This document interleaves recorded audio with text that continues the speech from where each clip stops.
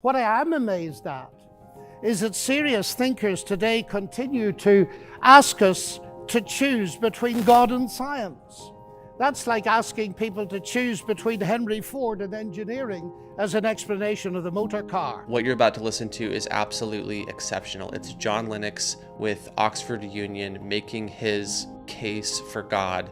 It's extremely dense. He packs a lot into a little amount of time. So feel free to pause, rewind, whatever you need to make sure that you're really grasping each and every idea that he lays out. With that being said, let's go ahead and dive in. I believe in God.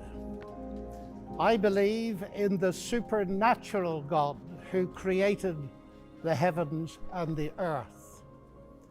I believe in a God who holds the heavens and the earth in existence.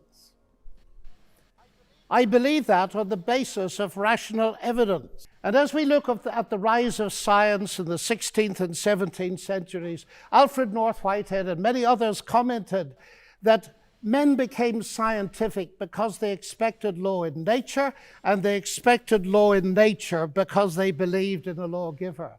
So, ladies and gentlemen, I'm not ashamed of being both a scientist and a Christian, because arguably Christianity gave me my subject. What I am amazed at is that serious thinkers today continue to ask us to choose between God and science. That's like asking people to choose between Henry Ford and engineering as an explanation of the motor car. So good. When Newton discovered his law of gravity, he didn't say, I've got a law, I don't need God. No, he wrote the Principia Mathematica, arguably the greatest work in the whole history of science, because he saw that God is not the same kind of explanation as a scientific explanation. God doesn't compete. Agency does not compete with mechanism and law. Why is there something rather than nothing? Alan Sandage, the brilliant cosmologist who became a Christian in his 50s, said God is the answer to that question. But people are now so desperate to show that the universe created itself from nothing, which seems to me to be an immediate oxymoron. If I say X created Y, I'm assuming the existence of X to explain the existence of Y. If I say X created X, I'm assuming the existence of X to explain the existence of X, which simply shows that nonsense remains nonsense even if high-powered scientists utter it. That might be worth rewinding in case you missed it the first time. That is such a good point. It reminds me a little bit of G.K. Chesterton, who said, "It is absurd to complain that it is unthinkable for an unthinkable God to make everything out of nothing, and then to pretend that it is more thinkable that nothing should turn itself into everything."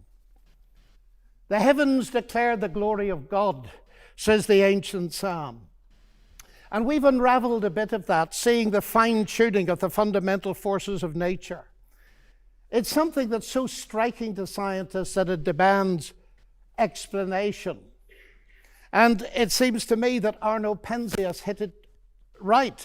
He is the Nobel Prize winner who discovered the microwave background on which a lot of the evidence for the Big Bang is based. He said astronomy leads us to a unique event, a universe which was created out of nothing, one with the very delicate balance needed to provide exactly the right conditions required to permit life, and one which has an underlying, one might say, supernatural plan. But I want to come to what I think is one of the fundamental arguments for theism. I take it this house believes in reason. That's why we're all here. And as a scientist, I believe that the universe is rationally intelligible. That is something that has struck some of the geniuses of science as demanding an explanation. Einstein said the only incomprehensible thing about the universe is that it's comprehensible. And Wigner talked about the unreasonable effectiveness of mathematics. How is it that a mathematician thinking in her head in here can come up with equations that seem to fit the universe out there? Well, how is it indeed? Because the irony of the atheist position here is evident. My atheist friends, and I have many of them, tell me that the driving force of evolution, which eventually produced our human cognitive faculties, reason included, was not primarily concerned with truth at all, but with survival. And we all know, ladies and gentlemen, what has often happened and still happens to truth when individuals or commercial enterprises or nations feel themselves threatened and struggle for survival. The leading philosopher Alvin Plantinga of Notre Dame says if atheists are right that we are the product of mindless, unguided natural processes, then they have given us strong reason to doubt the reliability of human cognitive faculties, and therefore inevitably to doubt the validity of any belief that they produce, including their atheism. Their biology and their belief in naturalism would therefore appear to be at war with each other in a conflict that has nothing at all to do with God. Yet my atheist friends still insist that it is rational for them to believe that the evolution of human reason was not directed for the purpose of discovering truth. And yet it is irrational for me to believe that human reason was designed and created by God to enable us to understand and believe the truth. Curious logic. By contrast with that, biblical theism asserts that ultimate reality is personal and intelligent, and the reason science works, and this was the motivating force that drove the great pioneers of science, is that the universe out there and the human mind in here that does the science are ultimately the product of the same intelligent divine mind. Human beings are made, we are told, in God's image, and that means that science can be done. That makes infinitely more sense to me as a scientist than atheism does. Now let me come briefly to ethics. Ethical behavior, like rational behavior, of course, does not itself require religious belief. This is consistent with the fact that humans are created in God's image as rational moral persons. But just as I suggest that rationality cannot be explained without the existence of God, so I dare to suggest that the existence of morality cannot be explained either. As modern science sprang from Judeo-Christian sources, so did the concept of human equality. Listen to atheist Jürgen Habermas, arguably one of Germany's leading intellectuals. He said that universalistic egalitarianism, from which sprang the ideals of freedom and a collective life and solidarity, the individual morality of conscience, human rights and democracy, is the direct legacy of the Judaic ethic of justice and the Christian ethic of love. This legacy, substantially unchanged, has been the object of continual critical appropriation and reinterpretation. To this day, there's no alternative to it. Everything else is just idle postmodern talk. And it seems to me he's hitting the core of something important, because the value of a human being on which such egalitarianism rests is based not on what the human being can do, but what she's made of, or how she's made in God's image. I never forget speaking on one of my many visits to Russia to a colleague in the Academy of Sciences. And he said, "You know, John, we thought we could abolish God and retain a value for human beings. We found we couldn't, and we murdered millions of them." And Alexander Solzhenitsyn has said, "If I'm asked, why is it that 60 million of my fellow countrymen were sacrificed?" He said, the answer is, we have forgotten God. Science, of course, marvelous as it is limited. Even a Nobel Prize winner, by analyzing a cake, cannot tell why it was made. But Aunt Matilda, who made it, can tell you. She can reveal it to you. But if she doesn't reveal it to you, you'll never know. And that brings me to my next evidence. It's the same with the universe. We can analyze it magnificently. But ultimately, if it has a maker, and I believe it has, only he can tell us what it's all about. And he's done so in the powerful narrative of the Bible, in particular in its analysis of the problem with humanity, not simply in terms of behavioral breakdown between people, but a vertical breakdown of trust between us and the Creator. The unique solution to that problem is not simply in terms of human ethical development, although that's very important, but in terms of something far deeper altogether. The restoration of the fractured relationship with God through the salvation he has brought through Jesus Christ. a radical relationship that empowers us to live ethically from God. And here we reach what for me is the chief evidence, not only for the existence but the nature of God. It is Jesus Christ. He it was who not only taught the golden rule but embodied it, fed the hungry, healed the sick and suffering, and welcomed society's outcasts, brought honor and respect to the marginalized and ashamed. And he's brought forgiveness and peace to multi-millions around the world. He's able to do this, of course, because though he was a man, he uniquely never was only a man, but God become human. The central evidence for this startling claim is, of course, his historical resurrection from the dead that launched Christianity in the world. This is, of course, ladies and gentlemen, a crunch issue. If Jesus rose from the dead, death is not the end and atheism is false.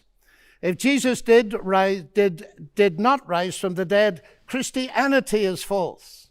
And I remember at Cambridge as a student listening to the brilliant Sir Norman Anderson, a legal expert, going through forensically the evidence from his legal perspective as a brilliant lawyer. And he said at the end of it, "The empty tomb then of Jesus forms a veritable rock on which all rationalistic theories of the resurrection dash themselves in vain." Just finally now, as I read the Bible, I do not only find intellectual satisfaction, but I find a great deal of that. I sense the voice of God speaking to me. You say, that's intensely personal. But ladies and gentlemen, we've been asked tonight about belief in God. And I want to strongly emphasize that God is not a theory, he's a person. And if the origination of me qua person is a personal God, then the most exciting thing really is there a possibility of getting to know God?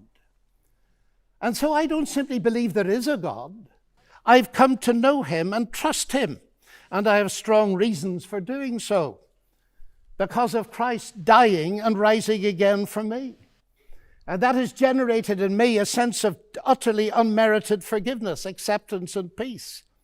That has enabled me to face the ugly side of my own nature, and with God's help to do something about it. But it's enabled me to face something else. The hardest problem I face as a Christian is the problem of evil and pain. My niece getting a tumor at 22 that kills her. What do I say to my sister? And this is the hardest problem we face. But it seems to me that atheism here has no answer, because by definition, atheism believes that human death is the end, so there is no ultimate hope.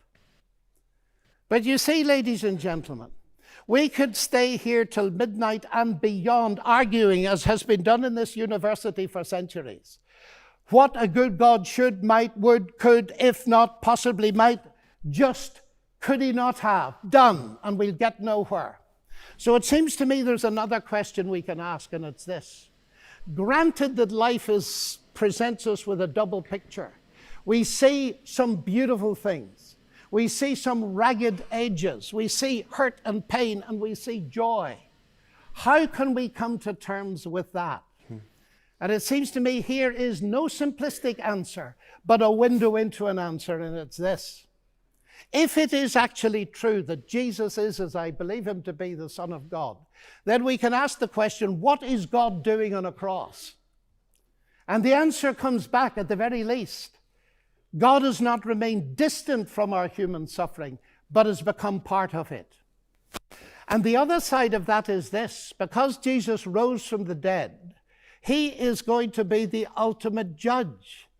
Now here's an irony, because atheism has no ultimate hope of justice by definition. The vast majority of people in the history of the world have died without justice and will die without justice. And if death is the end, then of course they have no hope of ultimate justice. But the promise in the New Testament, guaranteed by the resurrection of Jesus, is that he is to be the judge in the coming day. So, ladies and gentlemen, those are some of the reasons why I believe that God is real and worthy to be trusted. Thank you. But when Christians talk about God, it is personal. It's not fantasy. It's not the spaghetti monster in the sky.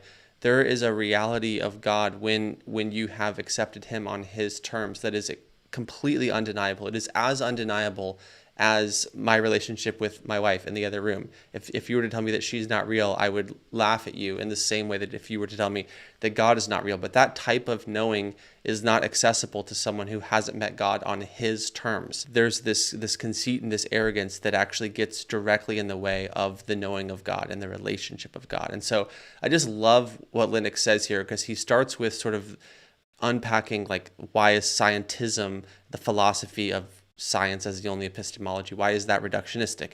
Then he walks into human rights, into morality, and ultimately down to the extremely personal level, which is where all of these conversations must end. So all this being said, I hope that someone listening to this, if anyone is still listening to this, appreciated that as much as I did, because I think that it's a mistake to break apart these pieces and to only talk about this, to only talk about this.